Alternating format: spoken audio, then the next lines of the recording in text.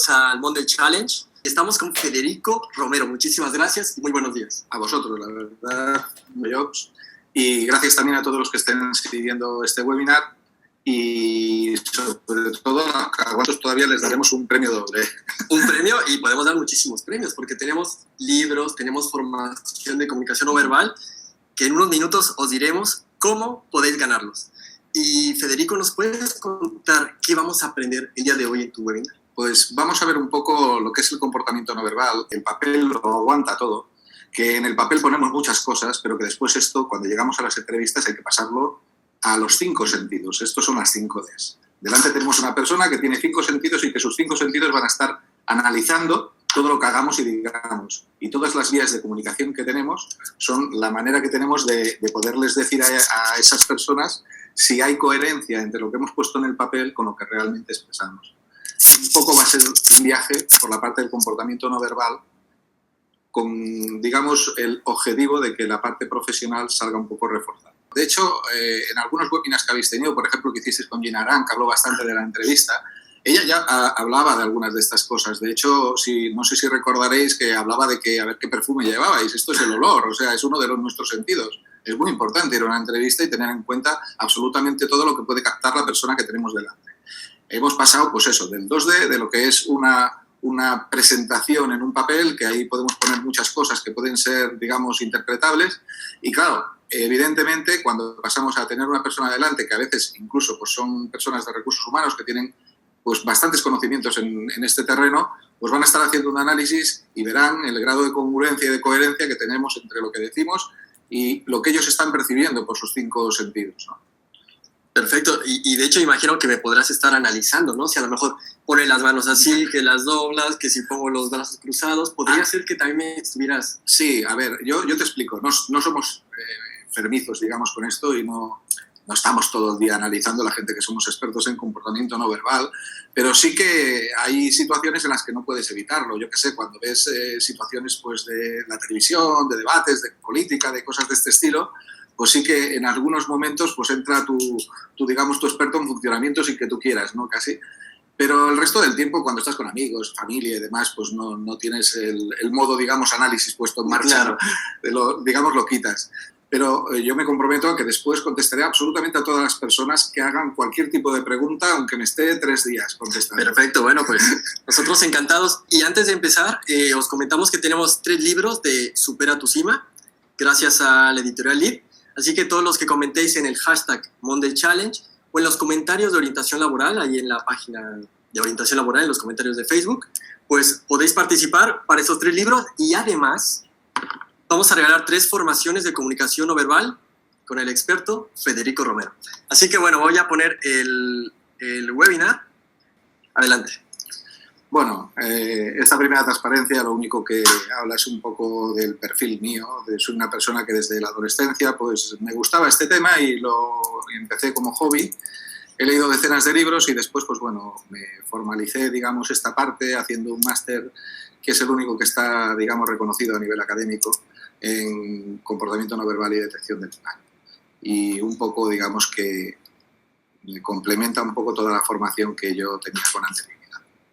Primero quiero hablar un poco del tema de la comunicación, de los hitos de la comunicación. Esta es una transparencia que monté y que la verdad la puse porque no somos conscientes de un poco del transcurso del tiempo, ¿no? Si os dais cuenta, hace 5 o 7 millones de años es cuando pasamos de ser monos a ser hombres, o sea, es cuando hay la transformación a nivel evolutivo entre el mono y el hombre.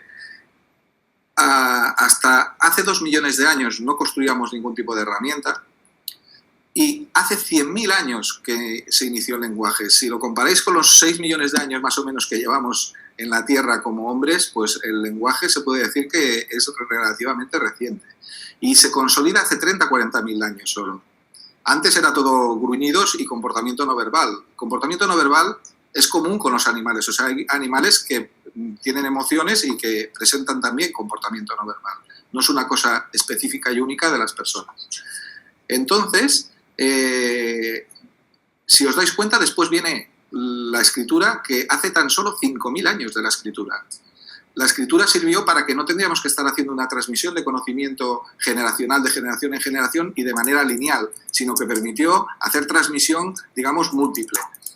En 1440 sale la imprenta y esto causa el que el conocimiento que entonces estaba un poco centralizado en algunas clases sociales, pues se abre a la posibilidad de llegar a mucha más gente.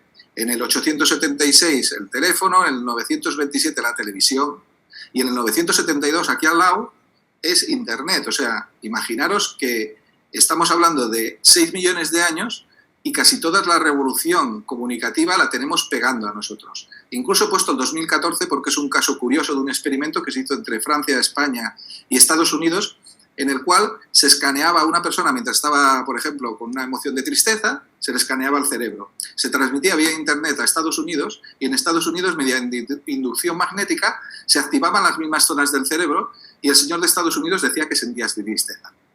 Es curioso, pero ya hay una transmisión, digamos, a distancia de lo que podría ser, entre comillas, una emoción, ¿no? El comportamiento no verbal no es, digamos, estándar ni es una cosa que funcione igual en los hombres que en las mujeres. Los hombres, digamos, que tenemos muchas menos habilidades lingüísticas y muchas menos habilidades comunicativas que las mujeres. Estoy hablando siempre de medias. Y las medias, pues es la ciencia de la mentira, pero bueno, también orienta a que tienen mucha más habilidad. De hecho, bueno, la gente que tenemos pareja, muchas veces, no sé si os ha pasado, que vais a visitar a algún amigo y entráis por la puerta, estáis allí un rato con ellos y cuando te vas la mujer te dice: oye, ¿te has fijado que el sofá no hacía conjunto con la alfombra? Y tú dices: ¿el sofá? ¿Qué sofá? ¿Qué alfombra? ¿De qué me hablas? O sea, no te has enterado absolutamente de nada. O la manera de escanear, o sea, nosotros vemos a otro hombre pero no estamos haciendo el escaneo de imagen que genera una mujer, ¿no? Que se fija en qué lleva vestido, si está conjuntado, absolutamente mira todos los detalles y los tiene en cuenta y los analiza, mientras que a nosotros normalmente nos suele pasar desapercibido, ¿no? Una cosa a tener en cuenta es que desde que somos muy, muy pequeños, el tema comunicativo entra un elemento de ruido, de disruptor, que es la mentira. La mentira, prácticamente desde que nacemos, mentimos. A veces es muy sencillo de explicar. Yo quiero atención de mis padres y he observado que si me pongo triste y lloro, me hacen caso, vienen y me atienden. Entonces, la primera mentira que hacemos es, sin estar triste, sin tener ningún motivo para estar triste ni para llorar, lo hacemos para buscar la atención. Y estas es, digamos, las primeras mentiras que ya ejecutamos y las ejecutamos, digamos, nos vienen ya genéticamente esta habilidad, ¿no? De hecho, a ver, cuando estábamos en la selva, pues todas estas habilidades se convertían en una cosa de vida o muerte, de supervivencia, porque estábamos en la selva, nos encontrábamos con otro y en segundos teníamos que saber si era un amigo o era alguien que nos podía... Claro. Teníamos que saber en un momento si era un peligro para nosotros o si realmente era alguien con quien podíamos colaborar. Y eso, claro, teníamos que analizarlo muy, muy rápido porque nuestra vida estaba en juego, ¿no? Esto con el paso del tiempo, pues bueno, ha ido modificándose y ha ido cambiando, ¿vale? Y a día de hoy, pues bueno, digamos que toda la parte emocional ha tenido que ir cambiando hasta tal punto de que tenemos miedo por cosas que son un poco hasta ridículas. O sea, por ejemplo, yo qué sé... Como que no funcione la sala de formación donde íbamos a hacer el webinar, por ejemplo. El estrés, la ansiedad, todas estas cosas muchas veces son contestaciones cerebrales a miedos nuevos, porque realmente el miedo surge cuando está en peligro tu integridad, digamos, tu integridad física. Pero ahora tenemos miedo, yo qué sé, a no llegar a un nivel de producción y que nos puedan echar una bronca o que eso nos pueda causar un problema laboral o lo que sea, ¿no? Entonces todo esto ha ido cambiando. Incluso a Sara luego le llega a pasar cuando no llega a las visitas de orientación laboral, se pone así como de... pero porque tiene su foco ahí, ¿no? Sí, entonces, sí. ahí... Normalmente ponemos foco en cosas que nos son de importancia, pero a veces la gestión se nos desmadra y cuando se nos desmadra la gestión, pues automáticamente sale la alarma del miedo y se pone en marcha, ¿no? Bueno, aquí quería comentar que muchas veces cuando se habla de comportamiento no verbal, pues nos encontramos con que parece como si habría un diccionario de traducción de comportamiento no verbal digamos, al significado, digamos, de esas historias. Y realmente esto no es así. Si yo, por ejemplo, si digo la palabra banco puede tener, pues, múltiples significados. Igual lo primero que nos ha venido a la cabeza ha sido cualquiera de estas opciones, ¿no?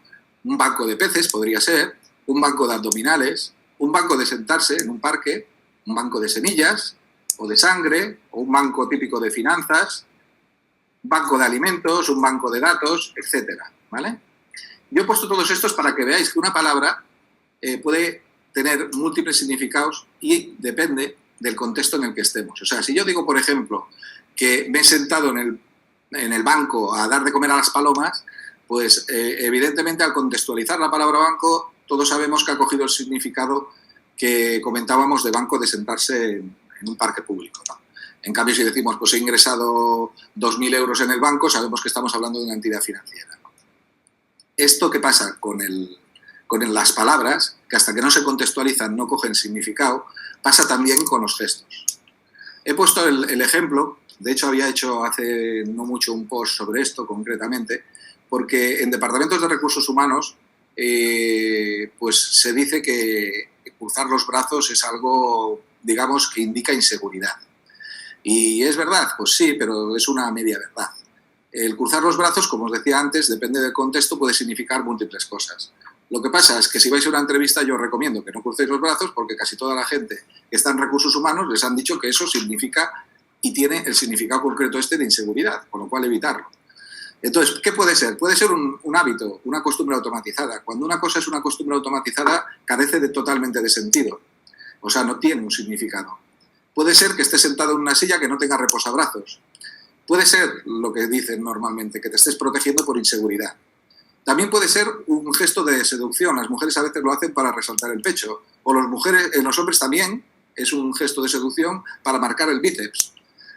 También se hace para tapar defectos. A veces te pones los brazos cruzados porque tienes una mancha en la americana o porque no quieres que se te note mucho la barriga o te falta un botón o algún tipo de cosa de este estilo, ¿no? También para mostrar joyas, para mostrar el reloj, para mostrar tu estatus. A veces tienes un Rolex ahí bien majo y dices hay que lucirlo y cruzas los brazos para que se vea bien que lo tienes, ¿no?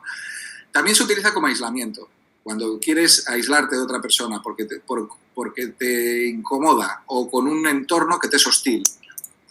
Como respuesta al frío. A veces cuando tenemos mucho frío pues cruzamos los brazos para intentar calentarnos. Porque estás cómodo en esa postura. Otras veces por hacer rapport, o sea, por hacer lo mismo que está haciendo la otra persona, que a veces imitamos los gestos de la persona que tenemos encima, o sea, delante, perdón, y esto lo hacemos sin darnos cuenta, de manera inconsciente. Y también se hace como contención, a veces es como decir, bueno, me estoy controlando, ¿no? Para no decir todo lo que quiero, o sea, no es para contener lo que viene de fuera hacia adentro, sino lo que podría salir de dentro hacia afuera, ¿no? Con esto, pues bueno, vemos un poco que un mismo gesto pues podría tener un montón de contextos diferentes y en función de su contexto cambiaría su significado. Y ahora voy a hablar un poco de los canales de comunicación no verbal. Los canales de comunicación no verbal, si hablamos de comunicación no verbal, tendríamos que decir que cuando hacemos un análisis de qué significa algo, tendríamos que mirar todos estos canales, qué está pasando en todos ellos, en todos los que no sean visibles, porque claro, algunos de ellos no siempre están visibles en el momento que estamos haciendo un análisis. Pero tendríamos que mirar absolutamente todos para mirar la congruencia entre ellos, mirar si todos están expresando lo mismo o hay canales que están expresando contradicciones con otros canales. Por ejemplo, el primero he puesto la apariencia, que es la imagen. Aquí, bueno, ya habéis hecho algún webinar con María Sánchez o con Beth Bores de temas de imagen, que creo que ellas son más expertas en el tema y los han desarrollado. Pero es un canal muy, muy importante porque es lo primero que nos llega. Lo primero que nos llega de alguien es su imagen. Entonces, en los primeros segundos nosotros ya empezamos a tomar decisiones. Por eso es importante adecuar la imagen, por ejemplo, en casos de búsqueda de empleo, pues al sitio donde vamos. Es decir, muchas veces te preguntan, ¿y es bueno tener un tatuaje? Pues bueno, no sé, si vas a un sitio donde están poniendo piercing, si vas a emplearte allí, pues no tiene importancia que tengas un tatuaje. Ahora, si vas a una entidad financiera, pues ya te digo que mejor que lo cubras de alguna manera, porque son mucho más clásicos en su manera de tratamiento de imagen, ¿no? De tratar la imagen. Después viene la expresión facial. La expresión facial quizás es de las más complejas de hacer análisis. En la cara tenemos unos 44 músculos y esos 44 músculos pueden llegar a hacer más de 10.000 configuraciones diferentes. Dentro de esas 10.000 configuraciones diferentes hay pocas identificadas como emocionalidades. Después ya veremos algunas, que son las emociones básicas, Pero quitando estas emociones básicas, hay poca documentación todavía, porque tenemos que tener en cuenta que todo el tema de comportamiento no verbal es un tema que se ha empezado a desarrollar científicamente en los últimos 30 años. Después están todos los gestos, las posturas que tomamos con respecto a algo. Bueno, en muchos de ellos hay subcanales de ello. O sea, dentro de los gestos pues hay los ilustrativos, los adaptativos, o sea, no quiero entrar a ese nivel de detalle, digamos, por no extenderme más de la cuenta y no quemar tiempo, porque lo que me gustaría más es que después seáis vosotros los que preguntéis. Hay la proxémica. En la proxémica pues también hay la zona íntima, la zona personal, la zona social. Eso también tiene su división y es la relación de distancia que guardamos con las otras personas. El paralenguaje, aquí os he puesto los 5 que hay dentro del paralenguaje. El paralenguaje es muy importante y es muy potente dentro de los canales de comunicación no verbal. En él está el tono, el ritmo, el volumen, los silencios y el timbre. Es muy importante. Nosotros, por ejemplo, cuando nos enfadamos muchas veces pues subimos el volumen. O para intentar generar expectativa en el otro, pues hacemos un silencio marcado. Y aquí, en España, además, curiosamente, muchas veces utilizamos el tono para cambiar el significado de las palabras. Ahora voy a decir un pequeño taquito que me lo vais a perdonar, pero si yo digo, eres un cabrón, estoy diciendo una palabra malsonante e insultando a otra persona, pero si le digo, ¿qué cabrón eres? Pues ya resulta que acabo de cambiar totalmente, siendo la misma palabra, el significado de ella. Entonces esto lo hacemos mucho en la zona aquí latina, tenemos mucha costumbre de cambiar el significado a partir del tono, ¿no? Después está la áptica, que es la parte de tocar, del tacto, el poner la mano encima del hombro para intentar, pues bueno, acompañar a la persona. Ahí hay una serie de comunicaciones no verbales, desde también pues dar la mano, de qué manera se da. Yo todas estas no quiero entrar en detalle, sino que tengáis en cuenta todas las que hay. La parte verbal, cuando se habla de comunicación no verbal, a veces parece que la verbal no existe dentro. Pues uno de los canales de comunicación no verbal es la verbal. ¿Por qué? Pues porque no solamente es lo que decimos, sino cómo lo decimos. Por ejemplo, si yo estoy intentando mentir en un interrogatorio de policía y yo he estado como testigo de un delito y quiero escaquearme de ello, muy probablemente, en vez de utilizar la primera persona a la hora de conjugar los verbos, que eso me compromete con la situación, o sea, me pone dentro de ella, utilice la tercera persona como si no fuera conmigo. Y esto también es una cosa que hay que hacer análisis de ella. Por eso la parte verbal también es comunicación no verbal. Después está la oculemia. Dentro de la oculemia es cómo reaccionan los ojos ante, digamos, la parte emocional. Aquí, por ejemplo, tenemos un caso muy fácil, que es los jugadores de póker. Habéis visto muchas veces que llevan gafas de sol. Las gafas de sol es porque cuando ven una jugada buena, mucha gente no puede evitar que se le dilaten las pupilas. Porque es un efecto que tenemos que es incontrolable. Y entonces se ponen gafas de sol para que sus rivales no puedan ver cuando se dilatan sus pupilas. Esto sería parte de la oculemia. Está diciendo, este hombre lleva una jugada increíble si se le acaban de dilatar tanto las pupilas, ¿no? Después está la cronémica, que es toda la parte de gestión del tiempo dentro de la comunicación. De la velocidad que tenemos a la hora de hablar, de los silencios que hacemos, el tiempo que tienen, etc. Después está el olor personal, lo que os decía antes, es otro de las partes de comportamiento no verbal. Con el olor se puede llegar a transmitir también emociones. El espacio personal, por ejemplo, cuando se hace análisis de adolescentes o de un puesto de trabajo, cuando llegas a la oficina y ves a alguien cómo tiene la mesa, pues el cómo tiene la mesa te está diciendo cosas de esa persona, te está dando datos de comportamiento no verbal. Si es ordenado, si es una persona pues meticulosa, viendo un despacho o una mesa, pues nos da esa información. Ahora con las redes sociales, también los emoticonos, los me gusta, las valoraciones a ciertos productos, las opiniones que tengo, todo eso también es comportamiento no verbal y también nos dice cosas de la persona. Y por último, la kinesia, que como veis, hemos llegado a 14 canales diferentes. La kinesia sería cómo nos movemos. Si vamos con la cabeza baja, indica que estamos un poco deprimidos o faltos de energía, y si vamos rectos con la cabeza alta y moviéndonos de manera enérgica, pues indica que estamos bastante motivados, ¿no? Entonces, un poco estos son todos los canales que tenemos que analizar. ¿Y por qué os he pasado todos estos canales, los 14 canales, y os hablo un poco de todo lo que, todas esas vías por las cuales estamos totalmente comunicando y de manera constante? Porque muchas veces nos dicen, tú ves a la entrevista y sobre todo sé tú mismo. Claro, evidentemente, no vas a ser el vecino, ¿no? Sí, claro que eres tú mismo. Pero dentro del ser tú mismo, nos encontramos con que no puedes estar fingiendo a alguien que no eres para dar una imagen que te interese vender en ese momento. Porque la mentira es muy difícil de sostener a nivel de canal emocional.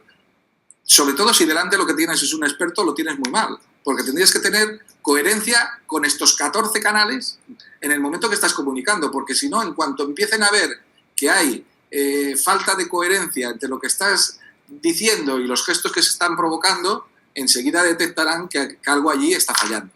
Y nosotros, a nivel intuitivo, llevamos todos un experto en comunicación no verbal metido ahí dentro del cerebro, que funciona a nivel inconsciente y que nos hace en algunos momentos pensar, uy, esta persona no me parece muy sincera. Estas sensaciones que tenemos intuitivas muchas veces se basan en... Nosotros decimos que es inconsciente y que no nos damos cuenta, que no sabemos de dónde viene, pero realmente yo creo que es información que tenemos acumulada estadísticamente que nuestro cerebro pues la interpreta y decide. Dentro de las maneras de expresión o de las expresiones posibles, tenemos lo que se llaman las expresiones básicas. Aquí os he puesto unas fotos que pertenecen a la serie Lie to Me, que no sé si la conocéis, la de Miénteme, del actor que sale en ello. Son las 7 expresiones básicas que marcó Paul Ekman, que es el de los investigadores que hay en comportamiento no verbal, podemos decir que es el que más destaca de todos. Lleva más de 30 años estudiando todo esto y es una persona que se ha dedicado a codificar los 44 músculos que hay en la cara y a decir, a establecer un lenguaje para que todos los expertos en comunicación no verbal pues podamos entender una cara concreta. Por ejemplo, yo que sé, una cara de felicidad en la cual se mueven una serie de músculos, pues él los identifica como unidades de acción cada uno, llevan una numeración y si yo a otro experto en comunicación no verbal le digo que se ha movido yo qué sé, pues el A6, pues sabe que el AU6 es un músculo concreto y el AU12 otro y el AU18 otro, ¿no? Entonces, importante dentro de esto, las emociones. Las emociones las expresamos siempre todos en todos los puntos del mundo de la misma manera. O sea, cuando una persona se pone feliz, sonríe.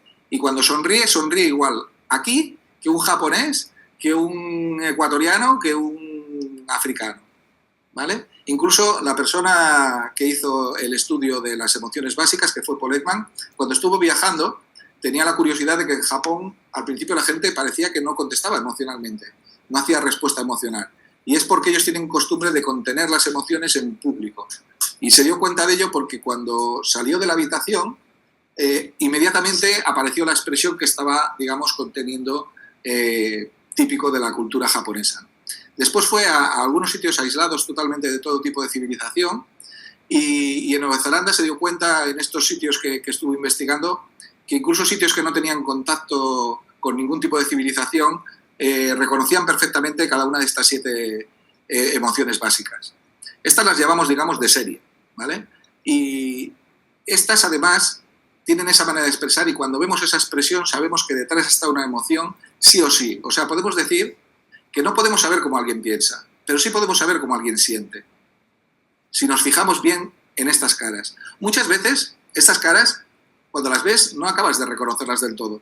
Pero si las pones, el vínculo que hay con la emoción es tan curioso que si tú te pones la cara a sonreír, resulta que se encienden las mismas zonas, aunque estés forzando tus músculos de la cara, se encienden las mismas zonas de felicidad del cerebro que ocurre cuando tienes alguna cosa que te hace sentir feliz y acabas riéndote. O sea, muchas veces se dice, ¿te ríes porque eres feliz o eres feliz porque te ríes? Pues las dos cosas.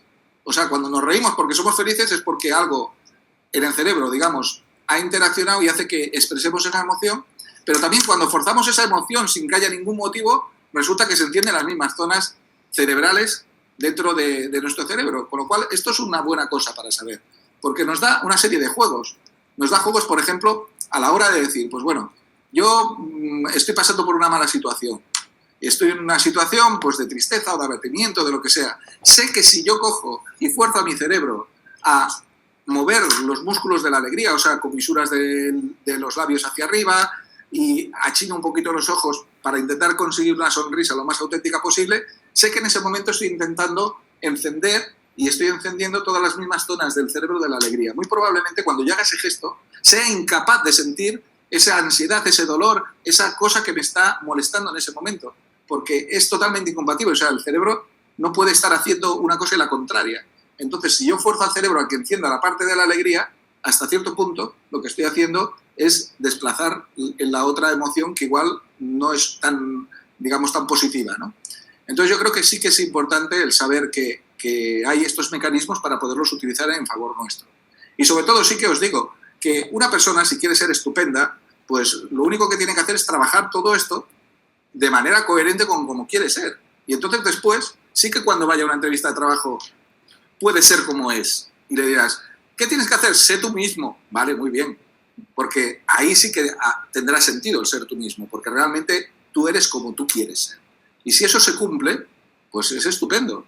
Ahora, lo que no podemos hacer es intentar creer que vamos a engañar a alguien con un comportamiento que tengamos automatizado de hace un montón de tiempo, porque al final nos vamos a delatar. Como si fuera un camuflaje. Claro, entonces al final lo mejor es coger y decir, mira, lo mejor no es aparentar ser buena persona, sino serlo, porque eso no engaña a nadie.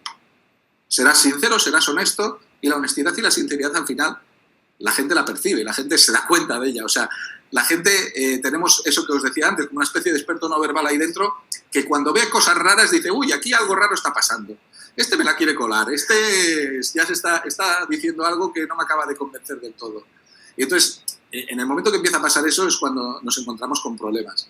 Yo ahora hace poco una compañera me pidió que le ayudara a pasar una entrevista de trabajo y le di cerca de 30 tips de comportamiento no verbal y de estrategia, porque hay que mover las dos cosas, el comportamiento no verbal, y en una situación de este estilo ya no solamente es el comportamiento no verbal, sino que es la estrategia también. O sea, si viene una entrevista hay que conocer la empresa, hay que conocer al entrevistador si puedes, las redes sociales hoy en día te lo permiten, y eso es un trabajo previo a ir ahí. Y eso te va a dar datos, porque si yo sé, por ejemplo, que yo que sé que es buceador, pues igual en algún momento hago entrar el tema del buceo dentro de la conversación. ¿Por qué? Pues porque así consigo un cierto grado de alineamiento emocional. Igual que el hacer el rapport, ¿no? El hacer los mismos gestos que hace la otra persona con una cierta moderación también genera esta vinculación emocional, ¿no? Entonces, jugar con todas estas cosas, es importante jugar con todas. Entonces, recomendación, pegarse vueltas por internet y mirar todas estas, digamos, microcápsulas que hay por ahí con una serie de consejos. Si puede ser que vengan de gente que sea profesional, que sepa qué dice, que sepa que ese gesto realmente tiene un significado detrás y de qué manera podemos jugar con ello. Pero la recomendación básica es que para poder ser nosotros mismos seamos, digamos, algo que después el mercado, las otras personas y la sociedad quiera como bueno. Nosotros, si nos damos cuenta, en nuestras relaciones priorizamos mucho más a las personas con las que estamos felices, contentos, nos lo pasamos bien, que a las personas que son un tostón, que todo el día se están quejando, que todo el día nos están dando la lata y que dices, hombre, es que esta persona no sé qué hacer con ella para deshacerme de ella.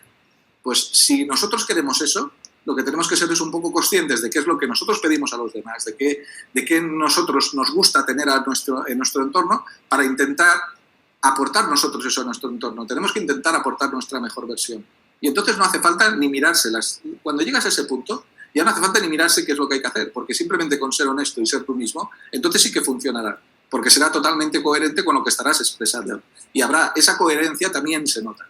Y se nota de una manera, yo creo que brutal en cualquier medio en el cual encima la otra persona está haciendo un análisis comportamental, ¿no? Sobre todo porque tenemos que tener en cuenta que la gente igual no es experta en comportamiento no verbal, pero casi toda la gente que está en recursos humanos viene de la rama de la psicología, o sea que algunos conocimientos va a tener y además su propia profesión le va a ayudar a hacer interpretaciones también de establecer perfiles.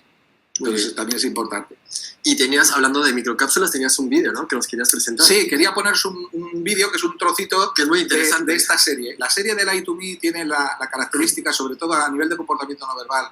Os recomiendo muchísimo la primera temporada, pero muchísimo, porque está asesorada por el equipo profesional del Paul Ekman. O sea, el Paul Ekman estuvo asesorando científicamente para que los gestos duraran lo que tiene que durar. O sea, un microgesto tiene que durar aproximadamente 1/6 de segundo. Y entonces miraban la edición de vídeo para que los microgestos que hacían los actores, fueran de este tamaño, digamos, de tiempo, y si no hacían, o digamos a nivel de edición, dejarlo en el tiempo que tenía que ser, o si no se lo hacían repetir 20.000 veces al pobre actor, ¿no? Acabando el webinar me vas a analizar. No, bueno, si te dejas... Y si no, frame por frame me parece, mira, Milton ahí hizo una expresión... De hecho, cuando hacemos análisis de comportamiento no verbal, por eso os decía antes que hay canales que desaparecen. Cuando estás haciendo un análisis de vídeo, olores no hay. Pero cuando estás haciendo, por ejemplo, un análisis de vídeo, sí que hacemos pase fotograma a fotograma, porque aunque estás acostumbrado y te entrenas en temas de ver microgestos, claro, un sexto de segundo, estamos hablando de muy poquito tiempo. A veces la vista pasa desapercibido a la vista. Y entonces tenemos que, hoy en día, con las herramientas que tenemos, hacer edición de vídeo, pasar fotograma a fotograma, para poder determinar si ese microgesto está, si es completo, porque además los microgestos son una de las emociones que antes hemos visto en esas caras, pero puede incluso estar incompleto. O sea, a veces un gesto se compone de que se muevan 3 músculos y resulta que solo se ha movido uno y un sexto de segundo. O sea, la cosa se complica y se complica a veces mucho, ¿no? Entonces, estos microgestos están especialmente, digamos, bien puestos y bien editados, sobre todo en la primera serie, en la primera temporada. Después hay una segunda y una tercera que también están bien, lo que pasa es que no es tan riguroso quizás como la primera temporada. Y ahora os voy a poner un trocito de esta para que veáis un poco qué es esto de los microgestos. Los microgestos tienen una razón, digamos, neurológica de existir, y es porque emocionalmente el cerebro lo que hace cuando expresamos una emoción es la amígdala la que digamos, interacciona y hace que esa expresión salga de una zona de nuestro cerebro que se llama la zona límbica, que era de cuando éramos mamíferos un poco, digamos, menos evolucionados. Entonces, con el paso del tiempo hemos ido desarrollando la parte cortical del cerebro, la parte más externa, que es la parte donde tenemos las cosas más complejas del raciocinio, la lógica. Y entonces, ¿qué ha pasado? Ha pasado que yo ahora, cuando estoy por ejemplo, en un entierro, si me da la risa floja, pues sé que no es un lugar para ponerme a reír. Y entonces, ¿qué hago? Que automáticamente yo corto la emoción. No la dejo salir porque no es el lugar adecuado para que salga esa emoción, ¿no? Entonces, ¿qué pasa? Que hay un decalaje de tiempo entre la reacción de la amígdala y del límbico. El límbico actúa de manera automática, actúa súper rápido, y para cuando el cortical dice hay que cortar la emoción, pues resulta que ha pasado un sexto de segundo, que es lo que me sale de esa expresión, ¿vale? Y entonces esa diferencia de tiempo entre una zona neuronal y otra zona neuronal es lo que hace que salgan estas microexpresiones que son poco controlables, con lo cual sí que podemos decir que detrás de una microexpresión podemos asegurar científicamente, porque hay estudios que así lo dicen, que detrás está esa emoción. O sea, si vemos una microsonrisa que aparece y desaparece en un sexto de segundo, esa persona internamente se ha alegrado, y eso es científicamente 100% veraz. Otras cosas, como por ejemplo lo que estaba diciendo él, de mentir, son ya más complejas porque no son emociones, es una cosa mucho más complicada, y tendríamos que ver un montón de indicadores para saber si realmente esa persona está haciendo, digamos, una mentira, una simulación o algún tipo, digamos, de manipulación, ¿no? Sería un poco más complejo. Yo ahora lo que quiero es pasar la voz a vosotros y que empecéis a hacernos preguntas, que empecéis a ver qué curiosidad tenéis sobre el tema y a ver si podemos ir resolviéndolas. Y como he dicho antes, todas las que queden sin resolver me comprometo a contestar absolutamente a todas. Muy bien, bueno, pues ¿qué te parece si pasamos a las preguntas que nos han llegado a través del hashtag Monday Challenge o también a la sección de comentarios de orientación laboral? Recordad, antes de pasar a las preguntas, que tenemos 3 libros para regalar, y además regalaremos 3 formaciones online con el especialista Federico Romero para que os ayude a potenciar su comunicación no verbal. Así que tenemos 3 libros y además 3 formaciones online con Federico Romero. Pasemos a las preguntas. Nos pregunta Luisa Sánchez. Un abrazo y un beso, Luisa. ¿Nos puedes recomendar algún libro sobre comunicación no verbal que para ti sea imprescindible? Hombre, esto me lo pones un poco difícil por una razón. Porque un experto en comunicación no verbal te tiene que decir que el libro imprescindible de leer es el primero que se hizo. Y el primero que se hizo, pues claro, era simplemente observacional. O sea, no había detrás un estudio científico, pero había detrás alguien tan potente como el señor Charles Darwin, que fue la primera persona que hizo un libro que se titula, me parece, si no recuerdo mal, La expresión de las emociones en los animales y las personas, o algo así, algo parecido, y en el cual ya él observó que había comportamientos emocionales dentro de los animales, además de todas las personas. Y él estableció la primera hipótesis de que esto tenía carácter hereditario. hasta que el Paul Ekman lo volvió a ir viajando por todo el mundo y a poder certificarlo.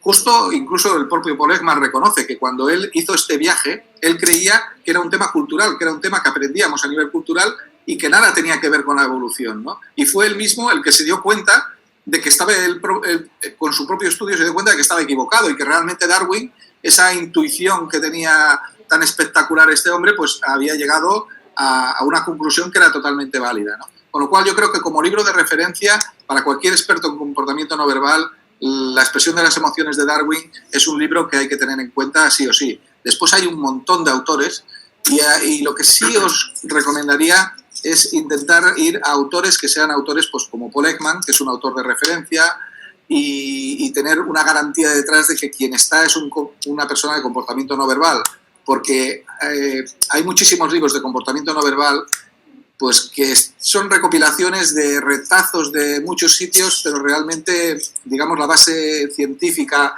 y académica en algunos casos pues no es suficientemente buena. Pero bueno, aquí incluso dentro de España, pues bueno, hay gente que también ha estado escribiendo y que hay libros que están bastante bien, ¿no? Nos pregunta Alejandro, en una entrevista de una hora es difícil mantener la misma cara, pero ¿cuál deberíamos intentar que predominase? Indudablemente la sonrisa, desde que entres hasta que salgas. La sonrisa muestra alegría. La alegría es la única emoción positiva que tenemos, con lo cual, importantísimo, la sonrisa. Y no te digo en la reunión. Practícala todo el día, es buenísimo. Y cuando somos críos, sonreímos como 10 veces más que cuando somos adultos. Perdemos la sonrisa a la medida que nos vamos haciendo adultos. Es importantísimo el mantener la sonrisa. La sonrisa genera una alineación emocional importante porque lo que hace es demostrar un carácter positivo, conciliador, unas ganas de aproximarte a la otra persona, un interés por agradar, estás diciendo. Cuando sonríes dices, me interesas, quiero caerte bien, ¿vale? Y esto es súper importante. La sonrisa todo el tiempo que podáis mantenerla y sobre todo, yo creo que es lo mejor para que eso lo podáis hacer, es lo que os decía antes, que sea coherente con como vosotros sois. Hacerlo un montón de veces cada día porque os hará que os encontréis mejor y hará que toda la gente que os rodee os valore mucho más. Con lo cual es una práctica, vamos, indudablemente aconsejable. Bueno, ¿qué te parece si sonreímos? Sí, sí. Yo lo tengo un poco complicado, ya te lo digo, que me cuesta porque como no se ve por los bigotes y las barbas y tal, no se me ve, pues muchas veces te ríes pero no queda ni patente, ¿no? Eso también a veces lo oculta un poco, ¿no? Pasamos a la pregunta de Tina Font. Un beso, Tina. Para emplearme en el área de criminología, ¿qué debo hacer y qué elementos debo pulir? Bueno, criminología, normalmente la gente que hace criminología, yo cuando estaba haciendo el máster en comportamiento no verbal y detección del engaño, parte de las personas que había eran de cuerpos de seguridad del Estado, tanto como profesores, porque están acostumbrados a hacer interrogatorios y pueden aportar mucha experiencia, como personas que estaban interesadas pues, bueno, en temas de criminología o en temas de seguridad. También hay seguridad en casinos, en otros sitios que no son solamente la parte policial. Entonces todo esto es muy importante, el comportamiento no verbal. Puedes anticiparte a una agresión, puedes anticiparte a muchas situaciones que pueden ser muy incómodas y puedes tratarlas pues, digamos, con cierta previsión. En criminología, concretamente, la persona que nos daba toda la parte de temario, de la expresión del Paul Ekman, o sea, todo lo que es esos movimientos de estos 44 músculos de la cara, cómo se configuran y cómo se identifican y qué significa cada una de las expresiones y de las emociones que están ligadas y vinculadas a nivel neuronal con ello. Esto nos lo daba una persona que era criminalista y es de los mayores especialistas que hay a nivel nacional. Se llama Cristian Salomoni, te recomiendo que lo sigas, que lo busques por internet, por Twitter y por donde puedas. Incluso es una persona muy próxima y le puedes preguntar a él directamente y él te puede dar recomendaciones. A ver, yo te podría dar a nivel de comportamiento no verbal, pero yo creo que si vas a hacer criminología, al ser él, además de experto en comunicación no verbal, criminólogo, él te puede decir mucho mejor qué aspectos de la parte criminológica pues puedes desarrollar de manera conjunta al comportamiento no verbal, ¿no? Muy bien, pasamos a la pregunta de Alejandro, que nos ha escrito en Twitter. Un abrazo, Alejandro. Tengo la mala manía de morderme las uñas. ¿Es negativo que mantenga las manos sobre las piernas o debajo de la mesa? Las manos normalmente lo bueno es verlas, ¿vale? Después, cosas importantes de la gestión de las manos. Yo las tenía aquí todo el rato, he intentado hacer cosas, lo que pasa es que ya te digo, el hecho del formato este hace que todo esto pues varíe, ¿no? Pero, ¿qué es importante de las manos? Las manos deben de estar siempre visibles y, si puede ser, a la altura razonable. Y la altura razonable es la altura esta. Cuando estoy expresándome, la altura normal. Ni estar muy arriba, ni estar muy abajo, ¿vale? Porque entonces empiezan a adquirir otro tipo de significados. Las manos normalmente lo que hacen es acompañar al mensaje, fortalecer el mensaje, ilustrarlo, que por eso se llaman ilustrativas algunos de los gestos que podemos hacer con ellas, ¿no? Hay diferentes gestos de estos, reguladores, ya os lo he dicho antes, que no quería entrar en hacer un detalle de todo ello, pero sí que quiero deciros, es muy importante la gestión, los gestos.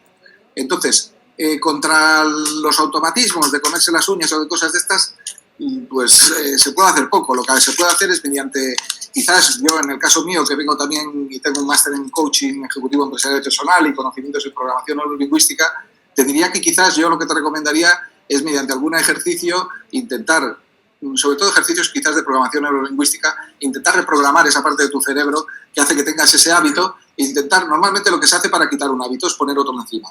Es lo más fácil. Después hay otros métodos que son de quitarlo que son más complejos. Pero quizás el más sencillo es intentar buscar cuál es la causa e intentar meter otro hábito encima que aplaste, digamos, literalmente a uno que no te gusta tenerlo, ¿no?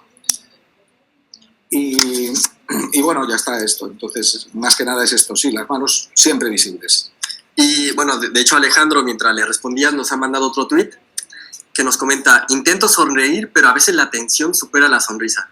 ¿Hay momentos claves en los que se debe sonreír? Bueno, pues yo creo que ahora comentó Federico que siempre, ¿no? Sí, siempre debemos de sonreír y mostrar sonreír actitud positiva. Sí, sonreír todo lo que podáis, porque el sonreír todo lo que podáis lo que hace, nosotros normalmente, yo digo una frase que es muy bestia, pero me harto muchas veces de decirla en muchos ámbitos y estoy convencido de ella. Somos adictos a nuestras emocionalidades.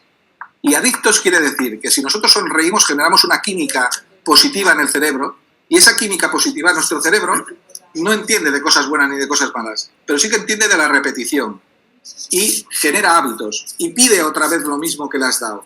Con lo cual, sonreír al principio, si no tienes la costumbre, hasta te dolerán los músculos para hacerlo.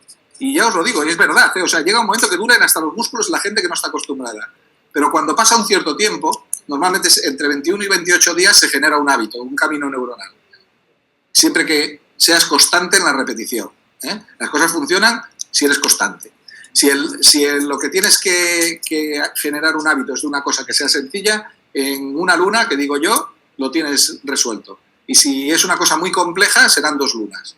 Pero a partir de ese momento que lo tienes automatizado, resulta que ya dejará de costarte, ya el cerebro ya no tendrá que hacer tanto esfuerzo. Es como cuando aprendemos a conducir. Al principio nos cuesta mucho y si veríamos el cerebro en ese momento, pues intentando controlar el espejo retrovisor, el intermitente, no sé qué, lo tendríamos encendido entero, todo el cerebro, y cuando llevamos 10 años conduciendo, ponemos el intermitente o cambiamos de marcha y nos enteramos de qué hacemos. Y tenemos una actividad cerebral mínima de un 10% de lo que utilizábamos cuando estábamos aprendiendo. Entonces, pues bueno, esto es cuestión de ir practicando. Como todo en esta vida, es trabajo y disciplina. Y eso es la base del éxito. Perfecto. Recordad que tenemos 3 formaciones online, así que todas las personas que participéis utilizando el hashtag Monday Challenge, aquí está Sara y aquí está Ana, que van a dar aquí los ganadores. Así que utilizad el hashtag Monday Challenge. Bueno, tenemos unos minutitos más para responder a las preguntas. Nos la hace llegar Enrique F. Brul. Un abrazo, Enrique. En Internet, ¿qué usan los reclutadores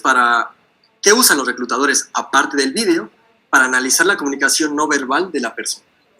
Bueno, era lo que os decía antes, incluso hasta lo que os decía, los emoticonos, donde yo hago una expresión e intento hacer una transmisión emocional. Un emoticono que yo pongo sonriendo, al fin y al cabo lo que intento decirle a la otra persona es que estoy alegre o que quiero mostrarle alegría.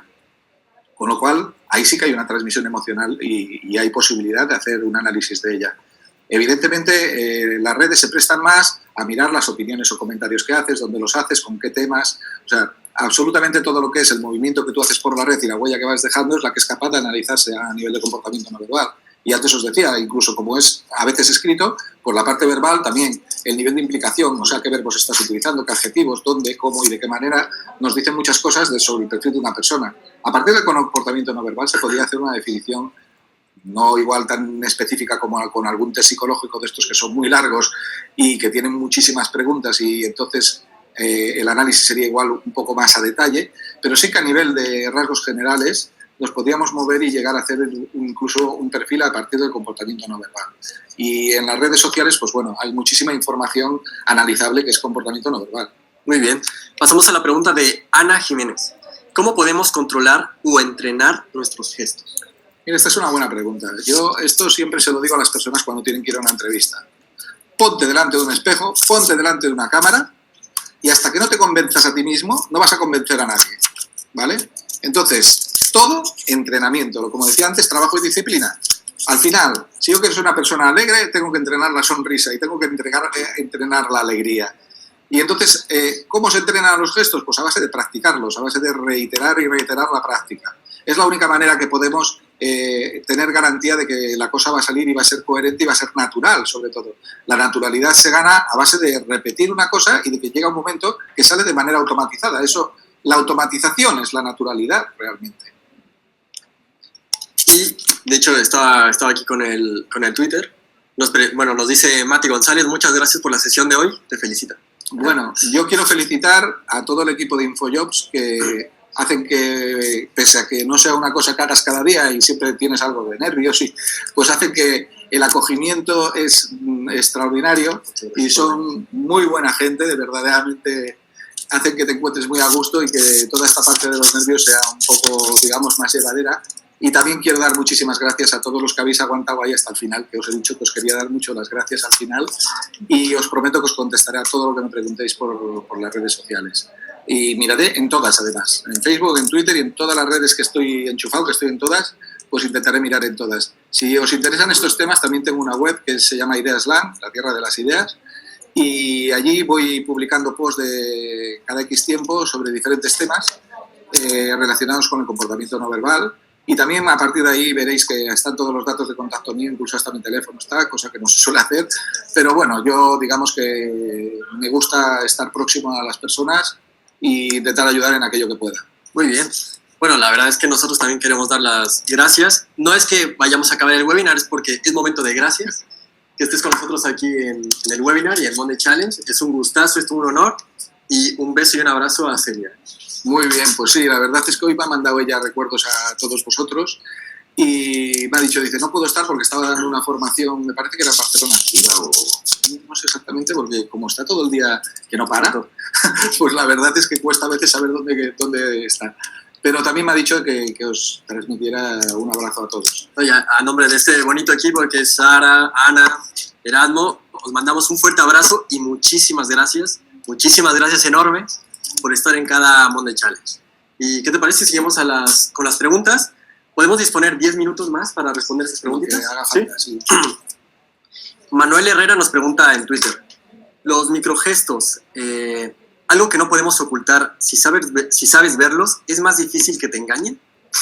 Si sabes verlos, tienes más facilidad para ver cuando una persona está haciendo algo no congruente. Es decir, si por ejemplo pasa una situación como la que estaba diciendo antes, que yo, por ejemplo, en un análisis de los que teníamos que hacer dentro del máster, te ponían una persona que había perdido a su hija. Y entonces, ¿qué pasaba? Que haces un análisis completo absolutamente de todo lo que ves, de todas esas, digamos, vías de comportamiento no verbal que tienes. Pero en este caso, por ejemplo, lo curioso es que no solo analizabas los microgestos que aparecían algunos. Curiosamente aquí, lo que te decía algo a nivel de comportamiento no verbal era el microgesto que no aparecía, la emoción que no aparecía. Resulta que había perdido a su hijo y no aparecía la tristeza. O sea, estaba haciendo una comunicación pública diciendo que le ayudaran a encontrar a su hijo que lo había perdido y resulta que no había en ningún momento sentimiento de tristeza, ni de ira. O sea, ni se había enfadado, ni se entristecía por una pérdida de un ser próximo y querido. Eso es muy anormal. O sea, a veces el comportamiento no verbal no se analiza solamente lo que aparece, sino a veces lo que no aparece, porque la evidencia de falta de esas emociones hace que sospeches de que aquí pasa algo. En este caso concreto resulta que había asesinado a su hija. O sea, realmente sí que había una distancia entre una cosa y la otra por eso. Normalmente los microgestos, verlos... A ver, Paul Ekman ha hecho un estudio muy, muy profundo. De hecho, una de las cosas que más me había motivado últimamente fue el realizar el test de microgestos de Ekman. y ver que di, la primera vez sin ningún tipo de entrenamiento, di el 86% de acierto. Oh, felicidades.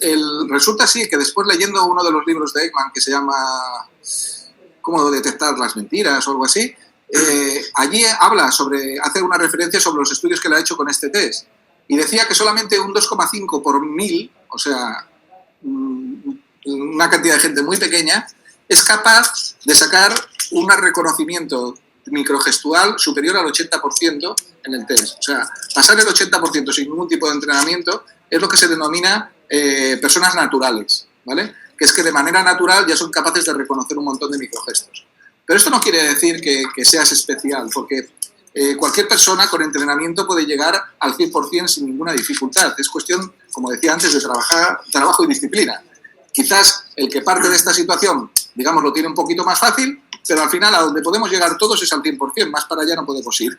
Entonces, al final sí que podemos educarnos en ello y sí que tenemos algunas ventajas, porque a veces cuando ves microgestos dices, hombre, me acaba de decir que se entristece, pero le ha salido una microsonrisa ahí que hace que sea bastante dudoso lo que acaba de decir.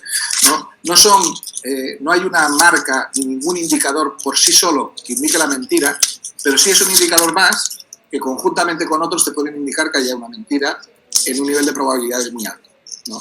Entonces, si lo ves, pues es algo más que añades a lo que ves. Y estos detalles, después, la suma del total de detalles es lo que importa realmente. Lo que nos importa es la suma de todos estos canales, todo lo que podamos ver en todos, porque es lo que nos va a decir si ahí hay una concordancia y lo encontramos razonable lo que estamos viendo expresado, o empezamos a ver cosas extrañas y cosas que no cuadran, ¿no? Que es lo que nos puede decir que esa persona, pues bueno, no está siendo muy honesta, ¿no? Muy bien. Bueno, pues tenemos pendientes unas preguntas que seguiremos respondiéndolas en redes sociales. Me comprometo con Federico a responderlas. Así que muchísimas gracias por estar con nosotros en Monday Challenge. Vamos a dar a los ganadores de los 3 libros de Supera tu CIMA y además de las 3 formaciones online con el experto Federico Romero. Así que, ¿qué te parece si dices aquí los ganadores de tu formación? Los ganadores de la formación son Ana Jiménez, Roberta Mibelli y Mati González.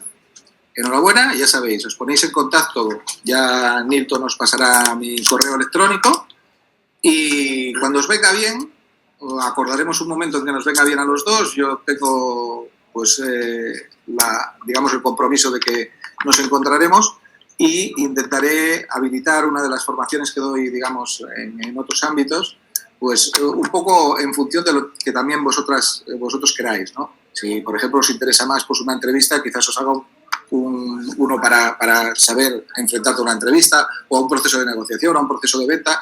Os dejaré que seáis vosotros los que elijáis entre lo variopinto que puede ser el tema de comportamiento no verbal y entonces, dependiendo del tema, ajustaré esa formación al tema que os venga bien. Pues os invitamos al próximo lunes 13 de junio a las 11 con el webinar de cosas imprescindibles que debes de saber al firmar tu contrato de trabajo. Será nuestro primer webinar legal con Alexandre Fontelles, así que él es director del bufete de abogados laboristas de Fontella Abogados, así que nos esperamos la próxima semana en Monday Challenge y ya regresamos para dar a los ganadores del libro. Andrés R.A., que es Aromeroa. Espera. Lorena Di Battista y Albo Bios. Ellos son los 3 ganadores del libro de Supera tu CIMA. Así que felicidades, Federico, muchísimas gracias. Muchísimas gracias por estar con nosotros. Pues encantado de estar con todos vosotros y con todos los que nos siguen a través de las redes. Bueno, muchas pues gracias a todos. A nombre de Ana, de Sara, de Erasmo, les deseamos un feliz inicio de semana y nos vemos la próxima semana en Monday Challenge. Hasta otra.